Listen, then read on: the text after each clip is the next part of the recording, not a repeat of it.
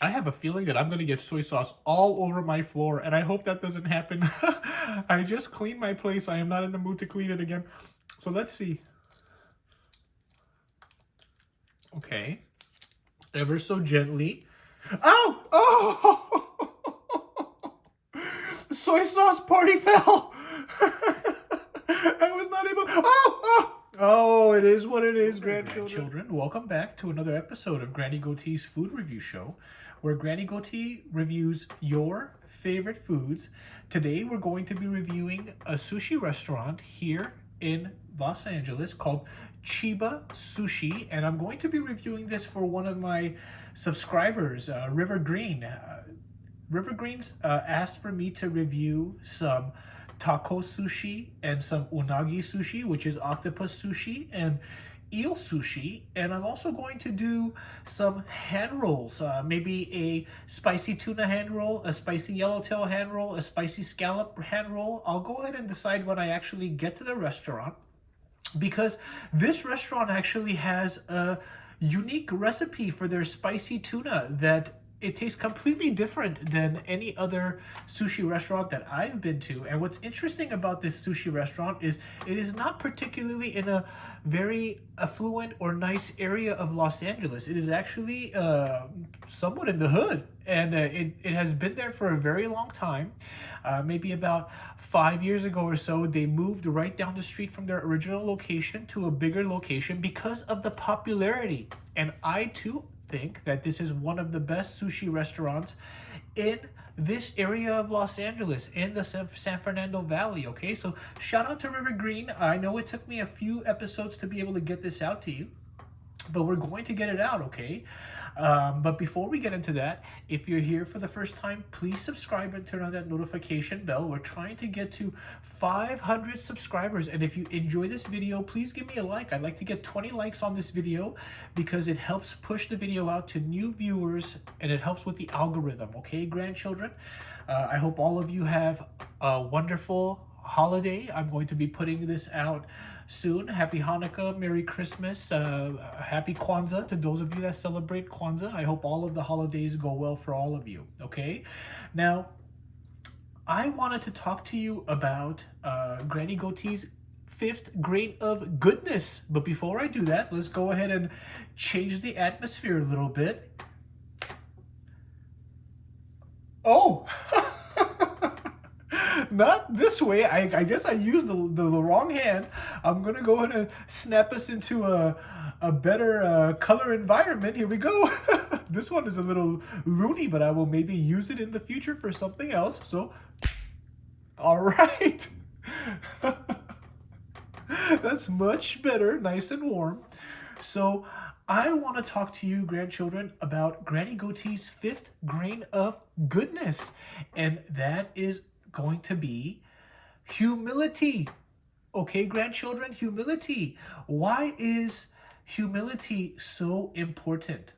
Well, Granny Goatee thinks that the world is filled with many people who are not humble whatsoever.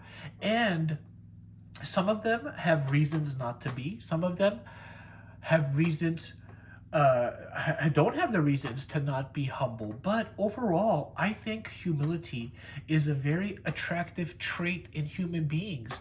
And it allows us to leave room for us to grow in our minds. Because if we as individuals think that we know it all, or that we are better than another human being, somebody else who is living, also living in this human experience, that is very unattractive, and it also does not leave room for us to grow, right? But if somebody is indeed someone who does not necessarily have a reason to be humble, but is humble, that makes that person in Granny's opinion more attractive, somebody that can be more easily related to with individuals who are not necessarily on their status or on that level. And it could be the context of anything. It could be financial, it could be just knowledge, it could be anything really. But when you apply that level of humility into your life, you bring yourself to a place where you can be more approachable and more what's the word I'm looking for? It's on the tip of my tongue, but I can't really grasp it. But you don't turn people off, really, right?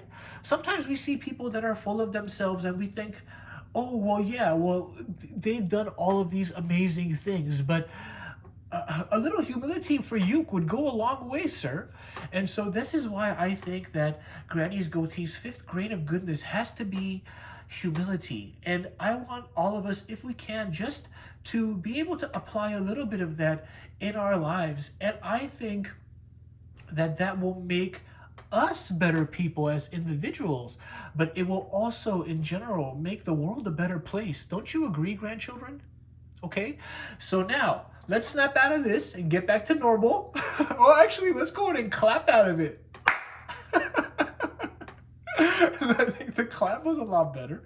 And I'm going to go ahead and go and get this sushi, and I will go ahead and see you in a little bit. All right, and we'll go ahead and do this review, grandchildren. All right, here we go. And we're back. Welcome back. I went ahead and went to Chiba, and I was so surprised, grandchildren, because this meal, which is one Ika sushi, squid sushi, one unagi sushi, which is the eel sushi, each one of those coming with 2 pieces, and one spicy tuna hand roll was $29.57. And it just goes to show you, grandchildren, that if you want to go eat premium products in Los Angeles, you're going to be paying a premium price. And I know that Chiba is really a top shelf sushi restaurant, so I know what I'm paying for. But I used to, before 2019, we all know what happened over the last several years. I don't have to mention it. I used to go and eat sushi 3 or 4 times a month, 2 or 3 times a month, fairly often, I would say. But nowadays, especially in the last several years, I have not been able to go get sushi, and I don't eat sushi, actually. And I don't eat it because it's really out of my price range. Granny Goatee cannot afford to eat sushi anymore, at least not as often as I did. So I'm very excited about this video, and shout out to River Green for requesting this. It gave me an opportunity to go spend a dramatic amount of money for very little amount of food.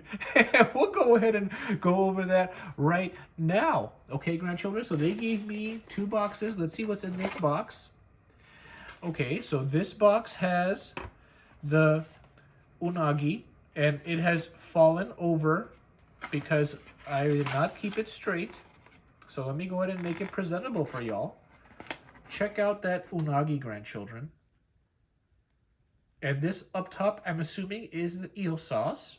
That looks great. I tell you, it smells great. So we're going to obviously start off with the unagi. They gave me another bag here. Hopefully I didn't tip this one over and mess up the order.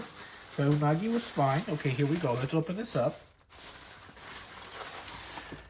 All right, this says spicy tuna hand roll. So I'm assuming this is the octopus sushi.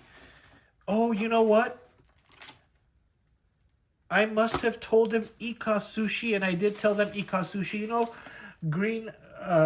River Green, I told them Ika sushi, not taco sushi. And this has been a problem with Granny Goatee for a long time now, that Granny Goatee confuses Ika with taco. And I have been trying to get over that, but for some reason, I mess up Ika and taco. So I don't have taco with me, which is octopus.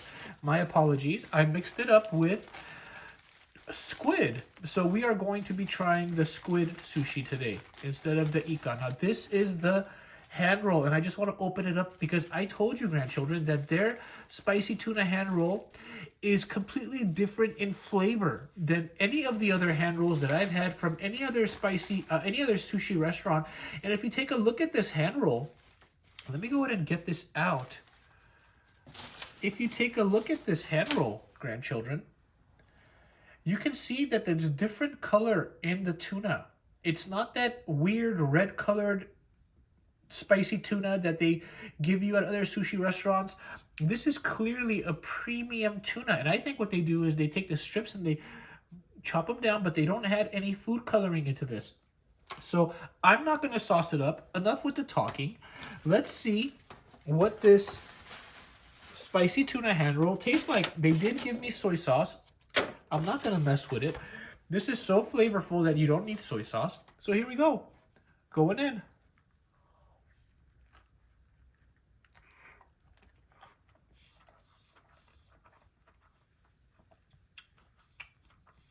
Oh, yes. Melts in your mouth, grandchildren. I love the amount of masago, which are the little orange fish eggs that they put into this. They pop in your mouth as you're eating it, as the tuna is dissolving. I love the green onions in here. It's not too much. It's just enough. They may be chives to give you that little oniony flavor, but it's not overwhelming. And I love the creaminess of it. The kind of mayo that they use. I would venture to say that they are actually using Japanese mayo in this spicy tuna hand roll. And I forgot the name of that Japanese mayo. It's a little bit different than the mayo that we have in the West. But it's a little bit sweeter. And along with the tuna, that sweetness also comes through. I just love it. Let's take another bite.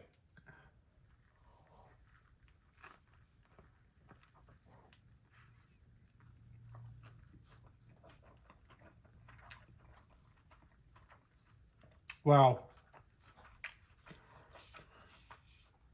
I got a lot more seaweed, a lot more rice in that bite. The first bite is always the best bite, grandchildren, because there isn't a lot of rice in that bite. You get that full creaminess of that spicy tuna, and it's just overall a pleasurable melt in your mouth experience. The second bite actually is a little bit more, it's a little bit rougher because you get that overwhelming amount of rice that kind of neutralizes the creaminess of that tuna. It's also nice, but the rice itself does not pack very much flavor. So that first initial bite that you get, that flavor, you cannot repeat that on your second and third bite of their hand rolls. And that's one of the qualms that I have with Chiba, is that their hand rolls are shaped like a triangle. And so the distribution of tuna relative to rice is not even. Some restaurants you will go and their hand rolls are actually shaped like a tube, with the opening on both sides the same. It is not closed off like this. And that way, the fish and the rice distribution is equal. But the problem with those hand rolls is, if you don't get it down in one or two bites, the fish overflows on the other side. So each one has its issues. If you ask which one I prefer, overall I prefer these. But as you can see here, there's far more rice than fish at the end of this hand roll. And under these circumstances, we can go ahead and add a little soy sauce. Oh, did I not open it? I didn't get it open. Okay, let's try the other side, grandchildren. I have a feeling that I'm going to get soy sauce all over my floor, and I hope that doesn't happen. I just cleaned my place. I am not in the mood to clean it again. So let's see. Okay. Ever so gently. Oh! Oh! Soy sauce party fell! I was not able... Oh! Oh! Oh, it is what it is, grandchildren. Soy sauce party fall in the mouth.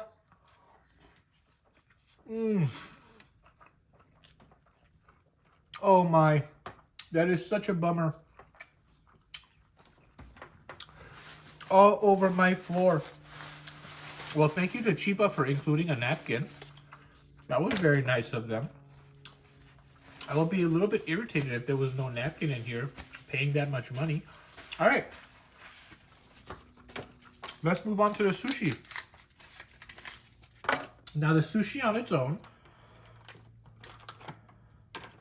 the sushi we're going to do the eel sauce on the unagi. Let's see if I can get that. Oh, oh, oh yeah. Oh yeah. All right. Here we go. Gosh, I am so disappointed, River Green, that I was not able to get the taco. That's just a mistake that Granny Goatee has. It's always been there. One day I will learn taco is octopus and Ika is squid. Take a look at that eel. A nice, delicious, thick piece of eel. None of that small, tiny stuff just dripping in that eel sauce. Ooh, let's get some more eel sauce in this rice. All right, here we go.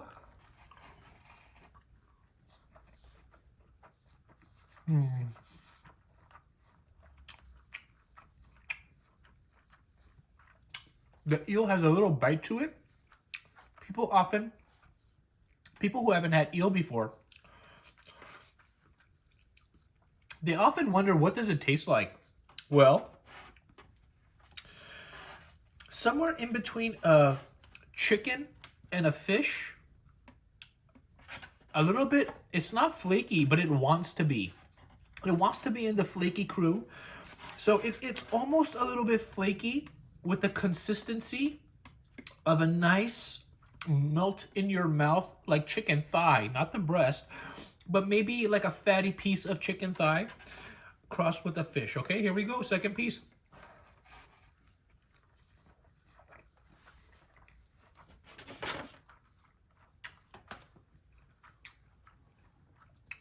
I love the little strip of seaweed as well. You taste a little bit of the ocean. It's very nice. Now, if I remember correctly, unagi is actually, is it a saltwater eel or a freshwater eel? This I mistake too, grandchildren, but I want to say unagi is a freshwater eel, okay? And then they have another variation, a saltwater eel. I like the freshwater eel. I hope I'm not mistaking this, because I do eat both the eels, but I'm mixing them up.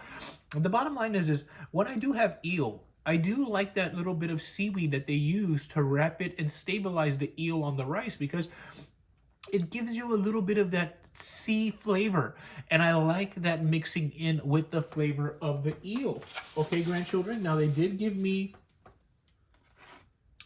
some wasabi and ginger. I'm going to set that aside. I have one more soy sauce here. The squid is actually cut in strips. You can see that there. They gave me a couple lemon wedges. I am just going to be eating this with the lemon wedges. And maybe I will put a little bit of soy sauce on top too. All right, so let's go ahead and squeeze this lemon on top.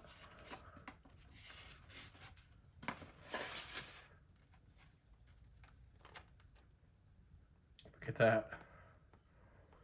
All right, now let's squeeze its lemon brother on top. Wow. Wow, look at that, grandchildren. Ooh, my hands are getting messy. Okay. And now just a little bit of this soy sauce. Okay. Ooh, this is becoming a challenge for me, grandchildren. All right.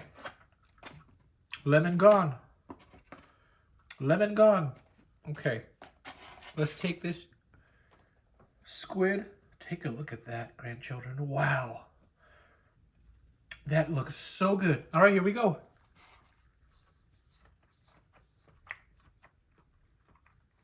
Mmm. Very neutral in flavor.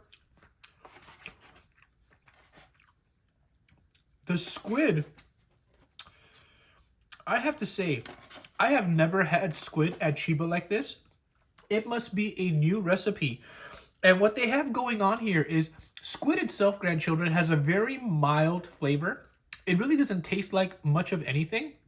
So whatever you season it with, that's the flavor that it takes on. But it's more of a snappy, rubbery consistency that people take pleasure in when they eat squid. Now, I have never had squid that was this delicious before, because Chiba did not prepare the squid like this before. They must have had a new chef or something come in And what they've done is, first of all, the squid is cut into strips, as you can see. Let me see if I can... I don't want this piece to fall apart on us, and it's already falling apart. But you can see it's cut in strips, kind of like pasta. And then this green piece that you see, they've laid a little piece of green. You can see the green over the rice, underneath the squid. That green is what is called a shiso leaf. And when Granny Goatee was in Japan, one of her favorite things that she ever tried in Japan was the shiso leaf. And oftentimes they make the shiso leaf a garnish, and every time it was on my plate I would eat it. It's almost like a cross between a coriander and a mint. It's very hard to explain, but it's absolutely delicious. And then up here what they have is they have a little bit of shaved ginger. So when you eat this along with the rice, the lemon juice, that shiso leaf, that ginger, this squid really takes on a flavor combination that my palate has never really experienced while eating ikat sushi. And I rather like it. If I was in Chiba right now, I would order 3 or 4 more orders of this. So let's go ahead and finish this off, and I will go ahead and give you my review, okay, grandchildren?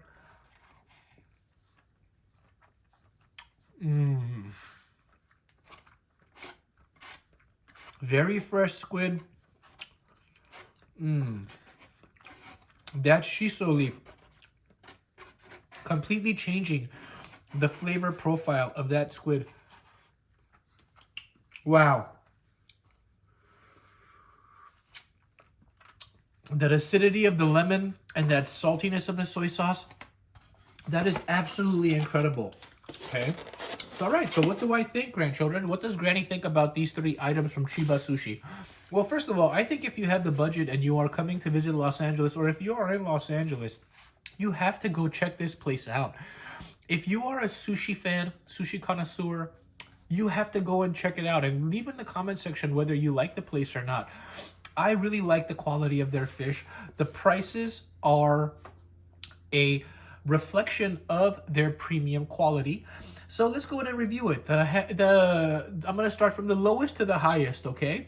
So the lowest is going to be the unagi, the eel. That eel, I'm going to go ahead and give a 7.2 out of 10. It was perfectly satisfactory. It was nice. It was fresh. But I've had better eel before, and the flavor was a little bit simple to me. Maybe it needed just a little bit more eel sauce. But overall, it was a good piece of sushi. Now, as far as number 2 on this list, we're going to go ahead and give that spicy tuna hand roll an 8 out of 10.